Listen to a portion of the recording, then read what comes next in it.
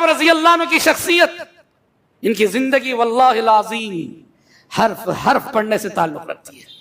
ان کی نصیحتیں، ان کے عملی اقدامات، ان کا زہد، ان کا تقوی، ان کی خشیت، ان کی انابت اللہ، عمر بن خطاب رضی اللہ عنہ کی شخصیت ہمارے لیے ایک بہترین نمونہ ہے۔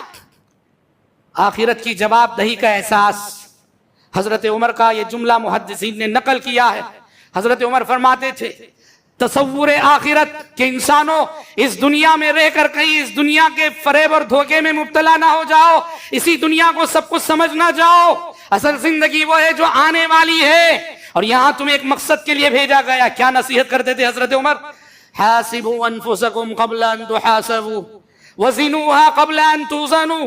حضرت عمر کہتے تھے لوگوں یوم الحساب کے آنے سے پہلے اسی دنیا میں اپنا حساب آپ لے لو، اور قیامت کے روز میزان اور ترازو میں تولے جانے سے پہلے اسی دنیا میں رہتے ہوئے اپنا وزن کر لو کہ تم واقعی اللہ کے نزدیک کتنے وزنی ہو۔ خود احتسابی کی دعوت دے رہے ہیں حضرت عمر۔ یوم الحساب آنے والا ہے، اس دن کے حساب سے پہلے جب تک یہ سانسوں کا سفر جاری ہے اپنا حساب آپ لے لو، کامیاب ہو جاؤ۔ کیسا حساب؟ حضرت علی بن ابی طالب رضی اللہ عنہ کے حوالے سے امام بخاری رحمۃ اللہ علیہ نے، جو اپنے آپ میں وہ خود احتسابی کرتے تھے، تنہائیوں میں اپنا حساب آپ لیتے تھے کہ کہاں تک ہم مقصد زندگی سے جڑے ہوئے ہیں۔ دنیا سے مخاطب ہوتے ہوئے حضرت علی کہتے ہیں یا دنیا غری غیری فقط طلقت کی البتہ، اے دنیا جا کسی اور کو دھوکہ دے، میں نے تجھے 3 طلاق دے دی ہے۔ حضرت علی کہتے ہیں ارتحلت الدنیا مدبرہ وارتحلت الآخرة مقبلہ وَلِكُلِّ وَاحِدٍ مِّنْهُمَا بَنُونَ فَكُونُوا مِنْ أَبْنَاءِ الْآخِرَةِ وَلَا تَكُونُوا مِنْ أَبْنَاءِ الدُّنْيَا۔ فرماتے تھے لوگوں دنیا پیٹ پھیر کے جا رہی ہے، آخرت تمہارے سامنے آ رہی ہے، اور دنیا اور آخرت دونوں کے چاہنے والے ہیں، تم آخرت کے چاہنے والے بنو، دنیا کے عاشق نہ بنو، دنیا کے چاہنے والے نہ بنو۔ یہ آخرت کی جواب دہی اور تصور آخرت حضرت عمر کا ایسا۔ اور حضرات حضرت عمر بن خطاب رضی اللہ عنہ کا عدل و انصاف کیسا؟ حضرت عمر بن خطاب رضی اللہ عنہ کا عدل و انصاف کیسا؟ اللہ اکبر۔ سلف نے اپنے دور میں کہا تھا ما فی زماننا شیء اقل من الانصاف، ہمارے دور میں اگر کم سے کم کوئی چیز دکھنے میں آتی ہے تو وہ انصاف ہے اور عدل ہے۔ آدمی اپنے لیے الگ پیمانہ، دوسروں کے لیے الگ پیمانے، انصاف کا کیسے کیسے ہم خون کرتے ہیں۔ حضرت عمر بن خطاب رضی اللہ عنہ کا عدل ملاحظہ کیجئے۔ اپنے زمانے خلافت میں حضرت عمر نے تمام مہاجر اور انصار صحابہ کے لیے بیت المال سے مکافہ مقرر کیا۔ سالانہ ایک مہاجر صحابی کو کچھ اماؤنٹ ملتا تھا، سالانہ ایک انصاری صحابی کو بیت المال سے ایک اماؤنٹ ملتا تھا۔ تو جتنے مہاجر صحابہ تھے نا جنہوں نے مکہ سے مدینہ ہجرت کی تھی، سارے مہاجر صحابہ کو جو اماؤنٹ فکسڈ تھا وہ تھا 4000 درہم۔ 4000 درہم ایک مہاجر کو بیت المال سے 4000 درہم دیتے تھے۔ صرف ایک مہاجر صحابی تھے، ان کو 500 کم کر کے حضرت عمر 3500 درہم دیتے تھے۔ سارے مہاجرین کو 4000 درہم اور صرف ایک مہاجر کو 3500 درہم۔ وہ ایک مہاجر کون ہے؟ ان کے اپنے بیٹے عبداللہ بن عمر، ان کے اپنے بیٹے عبداللہ بن عمر۔ لوگوں نے کہا امیر المومنین یہ آپ اچھا نہیں کرتے ہیں، عبداللہ بن عمر کو آپ نے سارے مہاجرین کو 4000 مقرر کیا ہے اور ان کی مکافے میں 500 کمی کر دیا آپ نے، یہ اچھا نہیں لگ رہا ہے۔ حضرت عمر نے کہا انما ہاجر بہ ابوہ، 500 اس لیے میں نے کم کیے ہیں، ابن عمر نے خود سے ہجرت نہیں کی، اس کے باپ نے اسے لے کے ہجرت کی ہے۔ باپ لے کے نہ جاتا پتہ نہیں وہ کرتا تھا کہ نہیں۔ یہ ہے انصاف۔ اس لیے دنیا حضرت عمر کی مثال عدل کی جب بات آتی ہے، آج تک حضرت عمر کی مثال دنیا دیتی اور قیامت کی صبح تک دیتی رہے گی۔ عہدہ و منصب یہ ہر جگہ کا مسئلہ ہے، ہماری جماعت کا مسئلہ ہے، جمعیت کا مسئلہ ہے، حکومتوں کا مسئلہ، عہدہ و منصب، کرسی کی دوڑ میں کرسی کرسی کرسی۔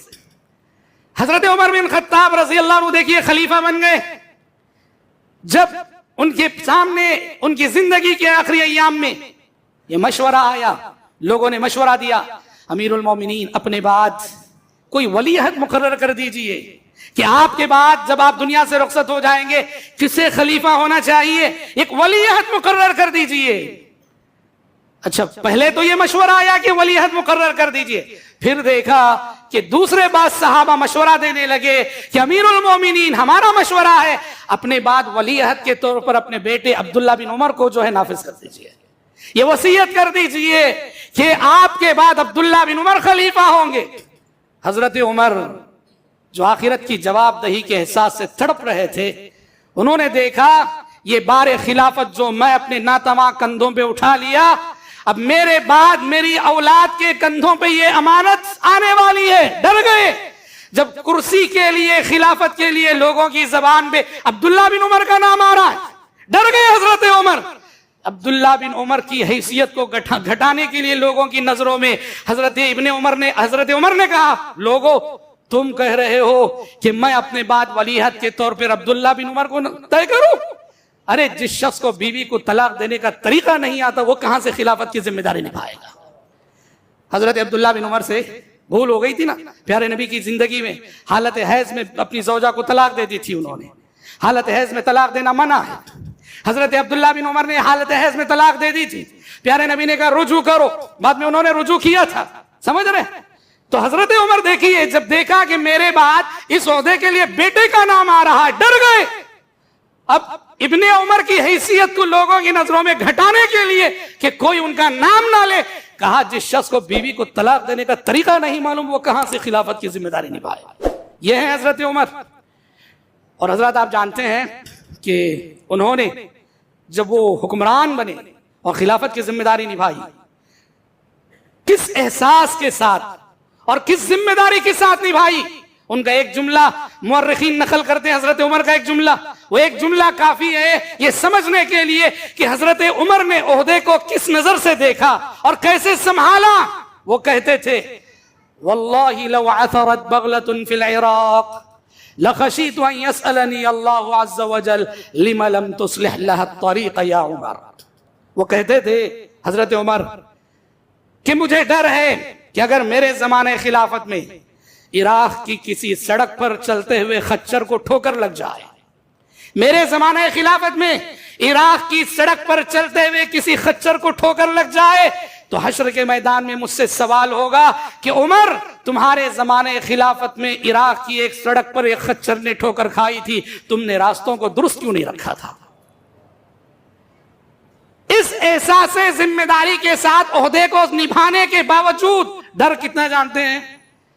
جب زندگی کی آخری سانسیں چل رہی تھی، ابو لولو فیروز المجوسی نے چھرا گھوم دیا تھا، سمجھ رہے؟